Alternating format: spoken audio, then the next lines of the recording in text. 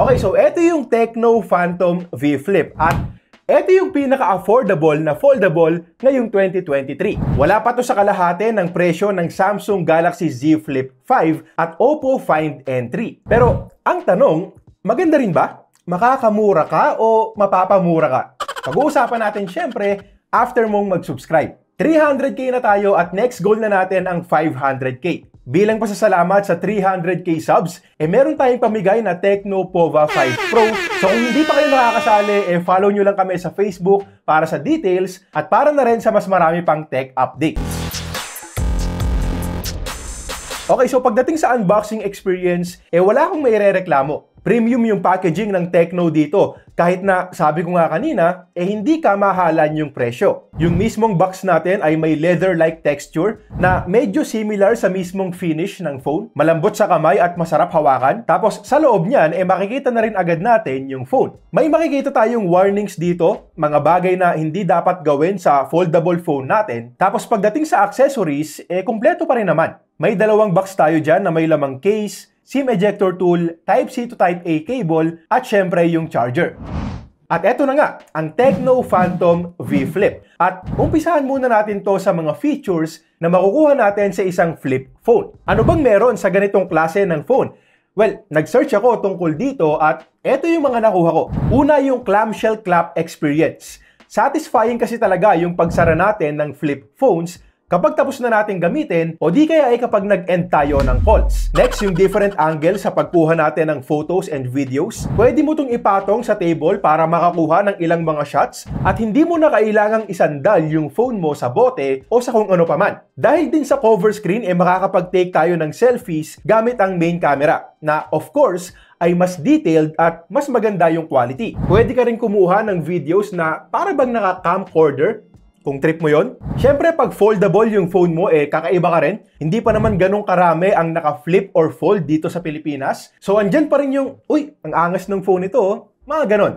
Yung portability, medyo arguable kasi sure, kapag finold, mas maliit, so mas kakasya sa mga small pockets, kaya lang magiging mas makapal din kasi. At kapag unfolded, syempre same size pa rin naman sa mga regular phones natin. At ang pinakagusto ko talaga sa pagkakaroon ng isang flip phone ay yung posibilidad na malesen yung screen time natin at maiwasan yung mindless scrolling sa mga social media apps. Karamihan kasi sa atin, kapag naka-receive ng notifications, i-unlock yung phone, magre-reply, tapos hindi natin namamalayan, nag-i-scroll na pala tayo sa TikTok for 3 hours. Dito sa flip phone, posibleng maiwasan yan. Una, dahil sa cover screen. Pag naka-receive kasi tayo ng notifications dito, limited lang yung pwede nating gawin. At may mga quick replies lang din. So, ibig sabihin, hindi na rin natin kailangang i-fully unlock or sa kaso natin dito, hindi natin kailangang i-unfold yung phone na posibleng mauwi sa social media browsing or watching videos. Now, alam ko na para bang binibenta ko na lang talaga yung concept ng flip phones dito kasi at the end of the day, dedepende pa rin yan sa disiplina ng tao. So, siguro ang gusto ko lang i-point out dito, at least, kahit na maliit, andyan pa rin yung posibilidad na malesen yung screen time natin kapag naka-flip phone tayo. At ngayong alam na natin yung mga reasons to get a flip phone, pag-usapan na natin yung mga kakaibang features dito. At umpisahan natin sa cover screen. Sa latest generation ng mga flagship flips like the Galaxy Z Flip 5 and the Oppo Find N3, uso na talaga ang palakihan ng cover display para sa mas maraming functions, para mas marami tayong pwedeng gawin. Dito sa Phantom V Flip, maliit lang yung cover screen natin. At kung mapapansin nyo, pabilog din. 1.31-inch AMOLED display yan na may 60Hz refresh rate, 120Hz sampling rate, at protected na rin ng Corning Gorilla Glass Victus. Hindi nga lang talaga ganong kaliwanag. Okay siya for indoor use, pero mahihirapan tayong makita under direct sunlight. Now, honestly, para siyang smartwatch tignan at parang smartwatch lang din talaga in terms of functionality. Meron tayong iba't ibang widgets dito. May weather forecast, calendar, camera, health and fitness, alarms, stopwatch and timer, at meron ding sound recorder. Tapos pag nakaka-receive naman tayo ng messages, mababasa naman natin ng buo yung message. Hindi nga lang talaga tayo makakapag-type, so quick replies lang ang meron. Tulad lang din sa karamihan ng mga smartwatches ngayon. May ilang wallpapers din tayo na pwedeng pagpilian. Actually, pwede rin gumamit ng sariling photos dyan. Tapos meron ding cute pets kung sakaling gusto nyo. Okay, so unfold na natin itong Tecno Phantom V Flip. At dito, meron tayong 6.9-inch foldable LTPO AMOLED screen with Full HD Plus resolution, up to 120Hz refresh rate, at hanggang 360Hz na touch sampling rate. Now, sa ilang araw na paggamit ko dito, masasabi ko talaga sa inyo na hindi bothersome yung crease sa gitna ng display. Makikita at mapapansin mo lang talaga sa ilang mga angles. Kapag ginagamit na, parang wala lang talaga. Siyempre, nakakapako pa rin yan kapag pumipindot or nagsaswipe ako sa gitna, pero sobrang bihira lang naman nun kasi most of the time, sa bandang baba ako nagsaswipe at kapag gaming naman, sa dalawang gilid lang din ako pumipindot. Pansin ko rin na maganda yung pagkaka-fold dito kasi flat talaga. Unlike the previous generations ng Samsung Fold and Flips na merong gap. Yun nga lang, kapag unfolded, mapapansin natin na hindi to completely flat at medyo nakabend ng konting-konti lang naman. Hindi siya issue para sa akin at mamaya pag-uusapan pa natin yung mismong build ng display at pati na rin yung hinge. Pero sa ngayon, focus muna tayo sa mismong picture quality. Kung watching videos lang din naman, solid yung experience dito. Since naka-AMOLED nga tayo, andyan yung vibrant colors natin. Actually, sa panlasa ko nga, medyo sobra pa ng konti sa tingkad out of the box. Kaya sinet ko sa original yung colors sa display settings. Yung deep blacks natin, syempre, andyan din. At of course, hindi rin mawawala yung Widevine L1 natin for Full HD Netflix streaming. Solid yung panonood ng anime and TV series dito. Yung brightness natin at 1000 nits ay visible naman outdoors. Wag lang talaga yung tutok sa sikat ng araw. Ngayon, pagdating naman sa social media browsing, napansin ko na kapag nakaset sa auto ang refresh rate, 60Hz lang ang binibigay nito sa Facebook at Instagram. At alam nyo naman na para sa akin, dapat 120Hz yan. So kung ganun ka rin, kailangan mong iset sa 120 yung refresh rate settings. Posibleng tumaas ang power consumption natin dahil dito. So ang good news naman, tulad ng sinabi ko kanina, naka-LTPO panel tayo dito. So kaya nitong bumaba hanggang 10Hz kapag hindi tayo nag-i-scroll or walang motion sa display. At makakatipid naman tayo sa battery dahil dyan. At speaking of battery, isa sa mga drawbacks ng foldables in general, ang battery life. Usually, mas maliit talaga yung battery capacity sa ganitong klase ng phones. Yung Samsung Galaxy Z Flip 5 ay naka 3,700 mAh battery pa rin hanggang ngayon. So yung 4,000 mAh cell dito sa Phantom V Flip ay malaki na para sa isang foldable. So nag-run ako ng PCMark battery test dito at 120Hz refresh rate at ang nakuha ko lang na SOT ay around 7 hours. At sa pagkakatanda ko, yan ay yung pinakamababa kong nakuha this year. Sinubukan ko ulit, this time, naka-auto refresh rate naman ako, at ang nakuha ko naman ay around 8 hours lang din. Medyo mahirap tanggapin, so sinubukan ko na lang gamitin bilang daily driver mismo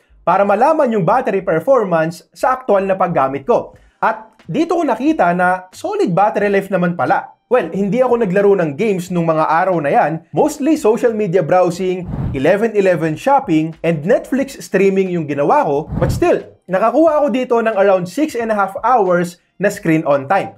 At dahil medyo busy din ako noon, hindi ko masyadong ina-unfold yung phone at chinecheck ko na lang yung cover screen for notifications. So, bali 2 araw ko itong nagamit sa isang charge. And by the way, mabilis lang din yung charging natin. 50 minutes from 0 to 100%. Tapos nasa 40 minutes lang kapag chinarge agad natin kapag lowbat na. So ang masasabi ko pagdating sa battery life, depende pa rin talaga sa kanya-kanyang paggamit natin. Mabilis malolobat kung ang i-open mo ay yung mga mabibigat na apps at kung maglalaro ka ng games. Pero kung hindi ka naman heavy user, magtatagal sa ito tulad nung paggamit ko. Ang tanong, magtatagal din kaya yung mismong phone? Pag-usapan natin yung build at design. Dalawa yung kulay na pwede nating pagpilian dito. Isang iconic black at itong unit naman natin ay tinatawag nilang Mystic doon. Sa totoo lang, elegante talaga yung itsura at premium ding hawakan. May dual tone design itong Mystic doon. May letter V na badge dito sa bandang baba. Tapos naka-metal frames na rin tayo. So makikita talaga natin yung premium experience na gustong ibigay ng Tecno. Yun nga lang, wala tayong official IP rating dito for dust and water resistance. May konting pagtunog or pagkalaskas din kapag pumipindot ako ng buttons habang naka-fold. Tapos out of the box, napansin ko na may smudges na kaagad yung screen. Yung mismong glass ng screen kasi kahit anong punas ko sa screen protector, hindi yan nawawala. Pansin ko rin na hindi ganun ka-smooth yung film So sa unang gamit, medyo makapit kapag nag-i-scroll tayo. At kinapos din ng konti yung mismong screen protector sa bandang gilid. At well, malamang yung iba sa inyo sasabihin na ang arte mo naman. And yes, maarte talaga ako pagdating sa ganito. At pwede na rin kasi talaga nating palagpasin yung mga bagay na yan. Pero ang pinaka-point ko dito, hindi kasi pwedeng basta-basta natin palitan yung screen protector dito. Dahil nga foldable phones ang pinag-uusapan natin, kailangan pa nating pumunta sa service centers para magpapalit. So sa ganitong sitwasyon, para sa akin dapat ginandahan pa ng Tecno yung screen protector nila. Okay lang kahit mas mahal pa ng 500, basta mas kampante tayo na magtatagal at mas malinis ding tignan. Yung hinge ang okay sa akin. Meron tayong Phantom branding dito. Smooth at sakto lang din yung stiffness. Kayang buksan ng isang kamay kung gugustuhin mo. Ako, 2 kamay pa rin ang gamit ko para maingatan yung phone. Tapos tulad sa Samsung Galaxy Z Flip 5, kaya nitong magstay sa different angles from 30 to 150 degrees. Okay, so pag-usapan na natin yung performance. May ibubuga din kasi yung chipset natin. MediaTek Dimensity 8050 yung gamit natin dito. 8 gigs yung RAM at 256 gigs naman yung internal storage. Walang micro SD card slot so hindi expandable yung storage natin. At sabihin ko na nga rin pala na isang SIM card lang din ang pwede nating ilagay dito sa card slot. Ang Antutu benchmark score natin ay almost 700,000 din. So alam mo talaga na hindi pipitsugin pagdating sa performance. At for a mid-range phone, mako-consider pa ring malakas. Walang problema sa pag-run ng mga day-to-day tasks natin. Bihirang-bihira ang lags at kung meron man, minor stutters lang. Pagdating naman sa gaming, well, hindi ko ito mare-recommend sa mga hardcore gamers. Maraming mas magandang gaming phones dito under 30K. At to be fair, hindi rin naman talaga gamers ang target market ng Tecno dito. Ngayon, kung sakaling maisipan mong maglaro ng, for example, Mobile Legends, Call of Duty, Pokemon Unite, yung mga less demanding games, kayang-kaya naman dito. Very capable yung chip natin at ang totoo niyan, magaganda rin yung mga settings na makukuha natin. So, ang problema lang talaga dito ay yung pag-init ng chip, lalo na sa mga graphic-intensive games. Sinubukan ko rin kasi ang Genshin Impact dito at highest preset at nag-init talaga yung phone natin. So again, casual gaming, pwede naman, dapat nga lang talagang maghinay-hinay kasi pwede talagang uminit yung phone. Lalo na pag sagad yung brightness, mainit sa lugar, at naka-mobile data ka pa. Next naman natin pag-usapan yung camera. Meron tayo ditong 64 megapixel main shooter, 13 megapixel ultra-wide, at 32 megapixels na selfie cam. Ito yung mga photos na nakuha namin outdoors at maganda yung kuha overall. Sharp talaga yung mga photos, andyan yung details, at masasabi rin natin na may good dynamic range. In terms of colors, well, vibrant talaga yung timpla ng kulay na pareho lang sa karamihan ng mga phones ngayon. Now, eto na ba yung may pinakamagandang camera sa 30K na price? No. Para sa akin, mas maganda pa rin yung overall camera performance ng Vivo V29. Pero for what it is, a mid-range foldable phone, masasabi ko na hindi na tayo talo at very presentable yung makukuha nating photos. Ultra-wide camera natin may good sharpness and details din. Pwede na for social media. Medyo malayo nga lang talaga yung kulay sa main cam at medyo pale ng konti. Ngayon, pagdating naman sa videos, hanggang 4K ang pwede nating i-record. Same sa mga photos natin kanina sa main cam, sharp and detailed naman. Vibrant din yung timpla ng kulay. Walang stabilization sa 4K. So kung mapapansin nyo, maalog yung kuha dito. At may mga pagkakataon din na medyo nahihirapan to sa focus. May Ultra Steady Mode tayo or EIS. Yun nga lang dapat bumaba tayo sa 1080p para magamit yan. Overall, good quality videos pa rin para sa akin. Okay, so eto naman yung video quality gamit ang front-facing camera nitong Tecno Phantom V Flip. Hanggang 2K, 30fps yung resolution natin dito. Tapos meron din tayong Ultra Steady Mode pero bababa tayo ng 1080p 30fps. Gamit ko rin ngayon yung built-in microphone, so let me know sa comment section kung pasado sa inyo yung overall quality ng microphone tsaka ng video. Yung selfies natin ang natural ang kulay. In good lighting makakakuha tayo ng detailed photos, so hindi na rin talaga masama. Meron din tayong LED flash sa harap na makakatulong sa mga nighttime selfies natin. At gaya nga ng sinabi ko kanina, kung gusto mong i-level up yung quality ng selfies mo, pwede mong gamitin yung main camera at gawing viewfinder yung cover screen. Okay, so other features ulit bago tayo magtapos. Haptic feedback natin, pwede na. Not bad for a 30K phone. So hinayaan ko na lang din na naka-turn on. Wala naman akong na-encounter na problema sa signal. Kahit dito sa kwartong to na sobrang kulob, nakaka-receive naman ako ng mga OTPs. Video call sa Messenger, okay din yung parehong audio at video. Wi-Fi signal, wala rin problema. Maganda naman yung sagap. Software natin, iOS version 13 based on Android 13. For sure, marami na sa inyo ang pamilyar dito. Good set of features, user-friendly, may mga special features tayo dyan. Tapos pwede tayo mag-play ng YouTube videos ng paganito. Tapos may media controls sa baba. Fingerprint scanner natin, mabilis. May mga times nga lang na pumapalya rin sa akin. Siguro 8 out of 10 lang yung successful. Not bad. Tapos pagdating naman sa speakers, meron tayong stereo speaker setup. Malakas talaga at klaro, so malinaw nating maririnig yung mga dialogues kapag nanonood tayo. Medyo lacking lang talaga pagdating sa bass, so sakto lang pang sound trip. Okay, so available na itong Tecno Phantom V Flip sa Shopee. Ilalagay ko yung link nito sa description kung sakaling gusto nyong bumili. At again, ang presyo ay 29,999 pesos. Nabili ko yung sa akin for around 24,000 plus. Tapos may libre pang smartwatch. Early bird promo nila yon. So kung bibili kayo, isasuggest ko na mag-abang-abang na lang kayo ng mga discounts at promo. Payday sale, 12/12 at kung ano-ano pa. Now, masyado nang mahaba tong video so hindi ko na i-recap yung mga pros and cons. Sinabi ko naman na lahat kanina. Siguro sasagutin ko na lang yung tanong na sulit ba? At dapat mo bang bilhin to? Well, para sa akin, sobrang panalo nung promo price nila. 30K SRP, good deal. 25K promo price, mas panalo. Ire-recommend ko ba na bilhin mo to?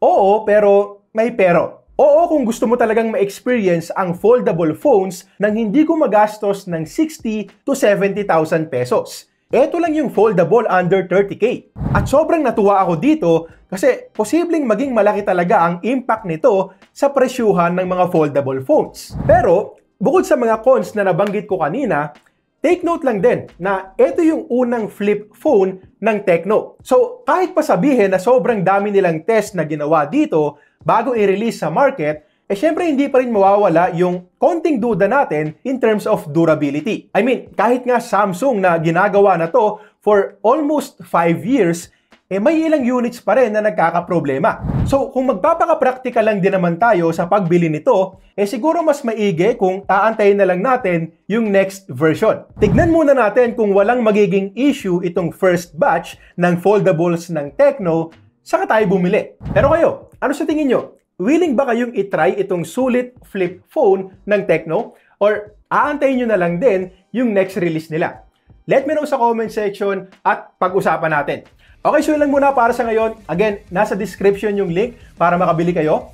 Kung gusto mong malaman yung pinakasulit phone ng Tecno para sa akin, click mo lang to. At eto naman yung latest video ko.